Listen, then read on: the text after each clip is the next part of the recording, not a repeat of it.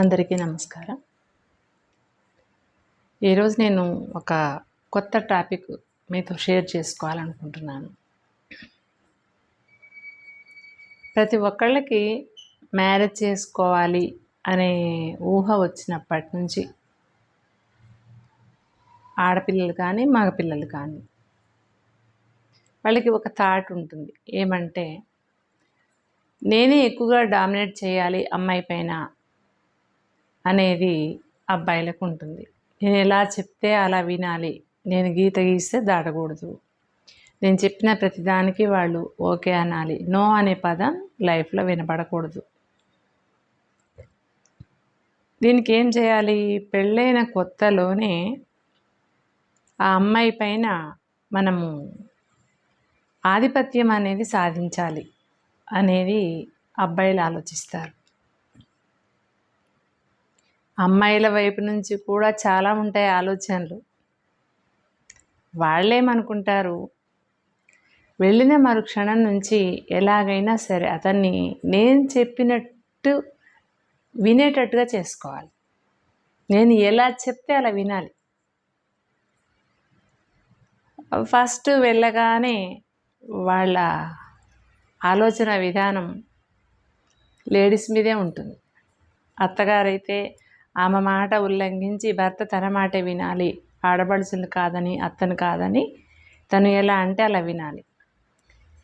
అత్తగారు అంటుంది, ఈరోజు ఆదివారం అమ్మా, సాయంత్రం బయటికి వెళ్ళకూడదు, కొత్తగా పెళ్ళైన వాళ్ళు గాలి ఉంటుంది, మంచి ఉంటుంది, చెడు ఉంటుంది, వేళాపాళ లేకుండా బయటికి వెళ్ళకండి అంటుంది ఆవిడ.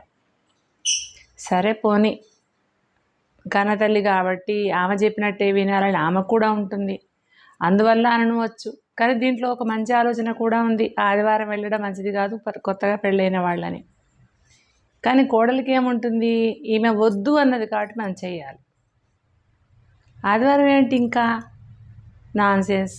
మనం ఇప్పుడు ఏ సంవత్సరంలో ఉన్నా, మనము ఎక్కడున్నా, మనం సెంచరీలు దాటి వస్తున్నాం. 2024లోకి వచ్చినా కూడా ఇంకా ఆదివారాలు తిరగకూడదు అని ఏమిటి అసలు?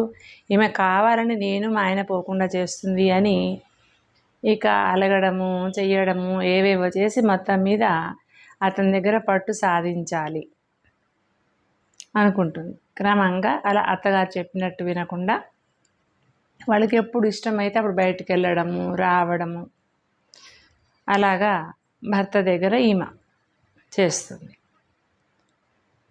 ఇట్లా పెళ్ళి అనే ఊహ వచ్చినప్పటి నుంచి అమ్మాయి మీద ఆధిపత్యం కోసం అబ్బాయి, అబ్బాయి మీద ఆధిపత్యం కోసం అమ్మాయి చేస్తారు. అయితే ఇక్కడ ఒకటి ఉంటుంది, అబ్బాయి ఆధిపత్యం సాధించాలి అనుకున్నప్పుడు కేవలం ఒక అమ్మాయిని టార్గెట్ చేసుకుంటాడు. భార్య నా మాట వింటే చాలు, భార్య మీద నా పెత్తనం ఉంటే చాలు, భార్య నేను చెప్పిన దానికి ఓకే అంటే చాలు అనేది ఒకటే అతని ఉద్దేశం ఉంటుంది. కానీ అమ్మాయి ఉద్దేశంలో మాత్రం అలా ఉండదు.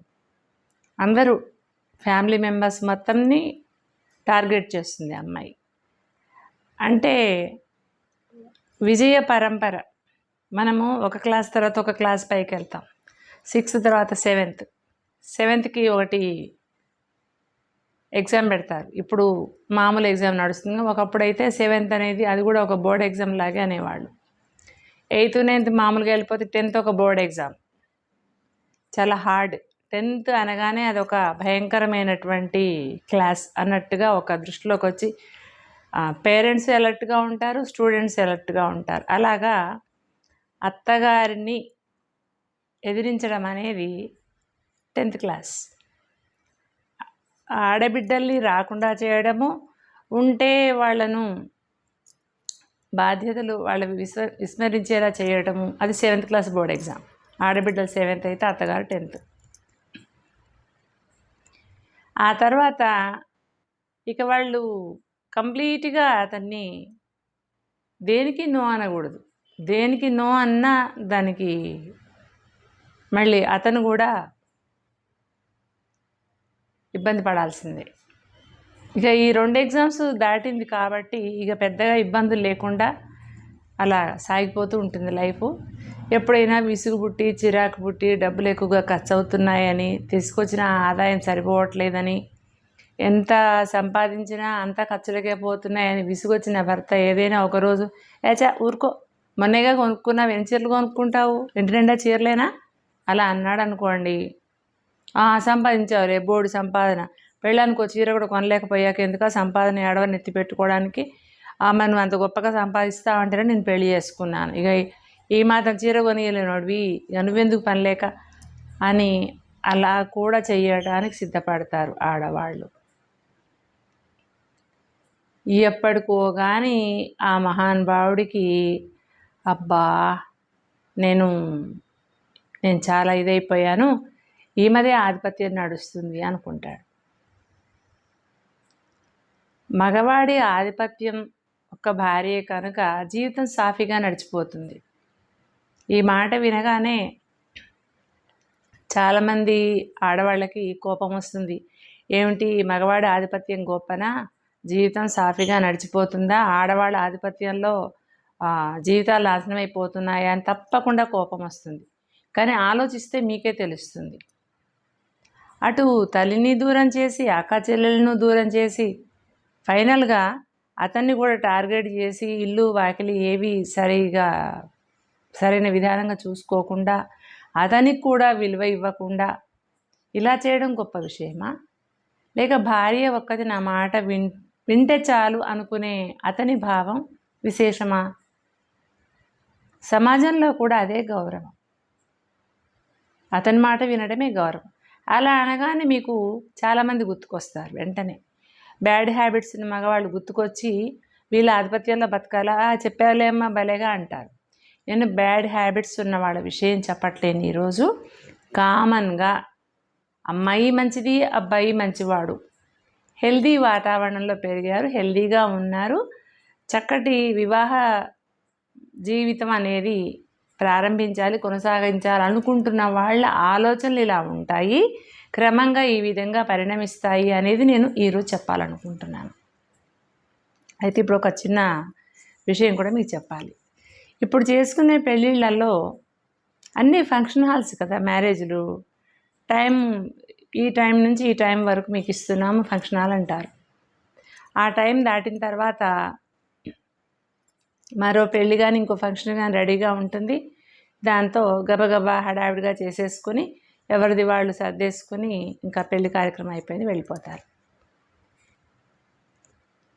పూర్వకాలంలో లేదు, ఇప్పటికి కూడా కొన్ని చోట్ల జరుగుతూనే ఉన్నాయి, ఇంకా పల్లెటూళ్ళల్లో వాళ్ళ ఇంటి ప్రాంగణంలో ఇంటి ముందు ఉన్నటువంటి బయటి ప్రదేశంలో పందిళ్ళు వేసుకుని హ్యాపీగా పెళ్లి చేస్తూ ఉంటారు. అక్కడ మనమే రెంట్ కట్టక్కర్లే కదా, ఎవరింటి బయట వాళ్ళే టెంట్ వేసుకుని లేదా ఏదో తాటాకు పందిళ్ళు వేసుకొని కొబ్బరాకుల పందిళ్ళు వేసుకొని, నిజానికి అవి చూడడానికి కూడా బాగా అందంగా ఉంటాయి. ఆ పందిళ్ళు ఒక అల్లికలాగా అల్లి తయారు చేస్తారు. పూర్వం అయితే అన్నీ అవే ఉండేవి. ఇప్పుడు ఈ ఫంక్షన్ హాల్ వచ్చిన తర్వాత సిటీ వాతావరణానికి ఆ పందిళ్ళు కనిపించట్లేదు, పల్లెటూళ్ళల్లో అక్కడక్కడ కనిపిస్తున్నాయి ఇంకా కూడా.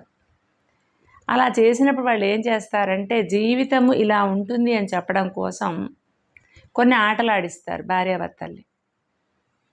అంటే మీరు బంతులాట అని మీరు అనుకుంటారు, ఓకే, ఇది కూడా ఉంది, బంతులాట కూడా ఆడిస్తారు. ఉంగరాల ఆట, బిందెలో ఉంగరాలు వేసి తీయండి అని అంటారు. దానికి ఏదో బ్రాహ్మడు చిన్న కథ చెప్పి కైలాసంలో పార్వతి పరమేశ్వరుడు ఆడారు, సత్యలోకంలో బ్రహ్మదేవుడు ఆడారు, మరి వైకుంఠంలో విష్ణువు ఆడారు అనుకుంటూ 3 సార్లు వేయించి తీయిస్తారు. ఒక ఉంగరం, బంగారు ఉంగరం, వెండి కాలు మెట్టే వేసి తీయమంటారు ఎవరికి వస్తుందని. దాంట్లో నిజాయితీగా తీసే భార్యాభర్తలు ఒక 30% ఉంటే, ఓ 30% బిందె లోపల చెయ్యి పెట్టినటువంటి భార్యాభర్తలు ఇద్దరు దెబ్బలాడుకుంటూ ఉంటారు అక్కడే. ఎందుకంటే నేనే తీసుకుంటానని ఈమె చేయి పెడుతుంది, ఆమె ఎక్కడ లాక్కుంటుందని వీడు చేయి లాగేసుకుంటుంటాడు. ఇలాగా మరికొద్ది మంది అయితే వాళ్ళ ఆధిపత్యం అక్కడే తెలిసిపోతుంది. ఆమె చెయ్యిని అలా గట్టిగా పట్టుకునే ఇంకో చేతితో లాగేసుకునే వాళ్ళు ఉంటారు, లేక గిచ్చే వాళ్ళు ఉంటారు, గట్టిగా నొక్కి పట్టే వాళ్ళు ఉంటారు, లేదు ఎవరు దొరికితే వాళ్ళు తీసుకుందాంలే అని తీసుకునే వాళ్ళు ఉంటారు. అందులో ఒకరు ఇలా కూడా ఉంటారు, ఎవడు తీస్తే ఏముంది, ఏదో సరదా కోసం ఆడిస్తున్నారు, ఆయన బంగారం తీస్తే ఉంది, ఈయన వెండి తీస్తే ఎలా తీస్తే ఏముంది, ఎవరి ఉంగరం వేసామో వాళ్ళ ఉంగరం వాళ్ళు పెట్టుకుంటారు, నా మెట్ట నేను పెట్టుకుంటాను, దీనికో పెద్ద కొట్లాట ఎందుకని లేడీసు కామ్గా ఉండేవాళ్ళు ఉంటారు, జెంట్స్ కామ్గా ఉండేవాళ్ళు ఉంటారు. అసలు వాళ్ళ మెంటాలిటీ అనేది ఆ ఉంగరాల ఆటలోనే సగం తెలిసిపోతుంది. కాకపోతే బయట మనకు తెలియదు, వాళ్ళకి తెలిసిపోతుంది. ఇక ఇప్పుడు ఎవరికి అసలు నేను చెప్తే ఈ మాట మీకు అర్థం కూడా కాదు. పచ్చీసు అని గవ్వలు కాయలతో ఆడేటువంటి ఒక ఆట ఉంటుంది. ఇప్పుడున్న జనరేషన్కి అయితే తెలుసని నేను అనుకోను. మరి వాళ్ళ అమ్మమ్మలు నానమ్మలు ఆడి ఉంటే చూస్తే కనుక వాళ్ళకు తెలిసి ఉంటుంది. ఆ ఆట సాధారణంగా ఒక అరగంట నుంచి గంట వరకు పడుతుంది ఆడే ఆట. అంటే గవ్వలు వేయటం, అది మీరు ఇప్పుడు లూడో ఆడుతుంటారు కదా, జస్ట్ లైక్ అలాగే ఉంటుంది. ఈ ఆట ద్వారా చాలా వరకు అంటే ఇందులో గెలవాలి అనే ఆరాటం మనసులో ఉండొచ్చు, కానీ మనం ఏం చేయలేం, అది దైవాధీనం. కావలసినటువంటి పందెం పడటం, మనం గెలిచి రావడం అనేది పందెం పడే దాని మీద ఆధారపడి ఉంటుంది. కాబట్టి అది భగవంతుడు గెలిపించాలంటే గెలిపిస్తాడు, ఓడించాలంటే ఓడిస్తాడు. ఒక్కొక్కసారి కరెక్ట్గా వస్తారు ఇద్దరు సమానంగా. ఇలాంటి ఆట పూర్వకాలంలో పెళ్ళయ్యాక 3 నిద్రలని అలా చేసినప్పుడు, పెళ్లి పందిట్లోనే చేయాలని ఏం లేదు కదా, పెళ్లి పందిట్లో ఉంగరాల ఆట ఆడిస్తారు, సాయంత్రం వేళ బంతులాట ఆడిస్తారు. ఆ తర్వాత రెండో రోజుకో ఎప్పటికో బోర్ కొట్టకుండా పిల్లగాడు అదే పెళ్లి కొడుకుని పెళ్లి కూతురిని కూర్చోబెట్టి పచ్చీస్ పెట్టుకుని వాళ్ళు ఏమైనా పందెం వేస్తారు. ఎంత పందెం పెట్టుకోవడం వచ్చినా, వాళ్ళు ఎంత ఆటల్లో ప్రావీణ్యత ఉన్నవాళ్ళైనా వాళ్ళిద్దరు కూడా పెద్దవాళ్ళుగా అటువైపు ఇటువైపు అమ్మమ్మో నానమ్మో ఎవరో ఇద్దరు పెద్దవాళ్ళు కూర్చొని వాళ్ళు పందెం పెడుతుంటారు. ఈ పెళ్లి కొడుకు పెళ్లి కూతురు వేస్తారు, ఇంకా వేరే ఎవరు జాయిన్ అవ్వరు అందులో. అప్పుడు అంటారు గెలిచాక, మా అమ్మాయి గెలిచింది కాబట్టి తనదే నడుస్తుంది అని అంటారు. లేదు మా అబ్బాయి గెలిచాడు కాబట్టి ఇంకా తనదే నడుస్తుంది అని అంటారు. అంటే ఇప్పుడు ఈ ఆటలో గెలుపుని బట్టి లైఫ్ అలా నడుస్తుంది అని చెప్పడం కోసం నేను ఆట గురించి చెప్పడం లేదు. అంటే వాళ్ళు ఇండైరెక్ట్గా చెప్తున్నారు, ఇక వీళ్ళు ఇక్కడ నుంచి స్టార్ట్గా నాదే ఆధిపత్యం ఉండాలి అంటే నాదే ఆధిపత్యం ఉండాలి అనే పోరాటం స్టార్ట్ చేస్తారని చెప్పడానికి ఈ ఆటతోటి స్టార్ట్ చేస్తారు. ఈ ఆటలో ఎలాగుందో ఇక లైఫ్ అలాగే ఉంటుందని చెప్పడానికి. అలా ఉంగరాలు తీయడంలో ఎలా పోటీ పడతారో, భర్త నెత్తిన ఎక్కి ఆడించడానికి ఆడవాళ్ళు పోటీ పడతారు. భార్యను అణుకువగా ఉంచుకోవడం కోసం భర్త శతవిధాల ప్రయత్నిస్తూ ఉంటాడు. మరి ఇంత వీడియో చెప్పావు, అసలు నేనేం చెప్పాలనుకుంటున్నాను కదా మీరు అనుకునేది. భర్త నెత్తిన గంగమ్మలాగా ఎక్కినా అది సంతోషకరమైన విషయం కాదు. భార్యను ఆధిపత్యం వహించి ఆమె మీద తన అధికారం చూపించిన గొప్పతనమేమీ కాదు. భర్త చెప్పినట్టు వింటూ సంసారం సరిదిద్దుకుంటే భార్య గొప్పది. భార్య చెప్పినట్లు సందర్భానుసారంగా నడుచుకుని సంసారం పాడు చేసుకోకుండా చూసుకుంటే భర్త గొప్పవాడు.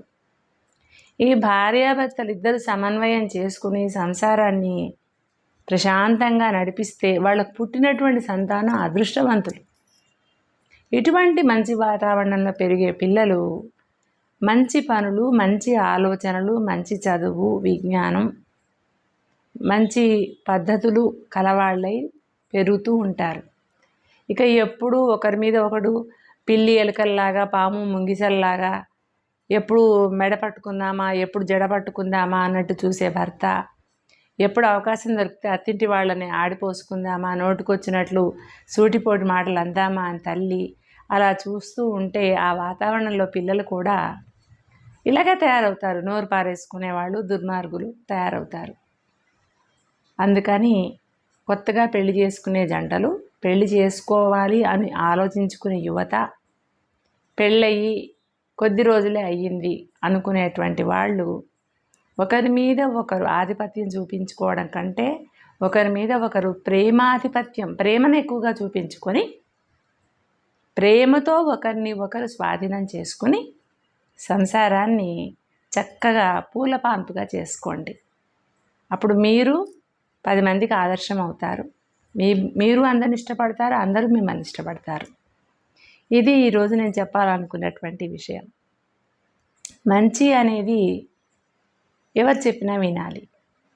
అలాగే మీ జీవితంలో కూడా ఏవైనా చికాకులు, పరాకులు, చిరాకులు ఏవైనా వస్తే ఒక మంచి మాట చెప్పేటువంటి పెద్దవాళ్ళని ఆదరించి వారు చెప్పినట్టు విని సంసారాన్ని చక్కదిద్దుకోండి. చాలా బాగుంటుంది. అప్పుడు మీ ఇంటికి మామిడాకులు పచ్చగా శోభిస్తూ ఉంటాయి. మీకు తోచక ఒకరు చెప్తే వినక పిల్లి ఎలుకల్లాగే పోరాటం చేస్తే మామిడాకులు ఎండిపోయి మామిడాకుల దాకా వస్తాయి. మామిడాకులు కట్టుకున్న ఆనందం మామిడాకులతో ముగిసిపోతుంది. అంత దూరం తెచ్చుకోకండి. ఇదే నేను చెప్పాలనుకున్నటువంటి విషయం ఈరోజు.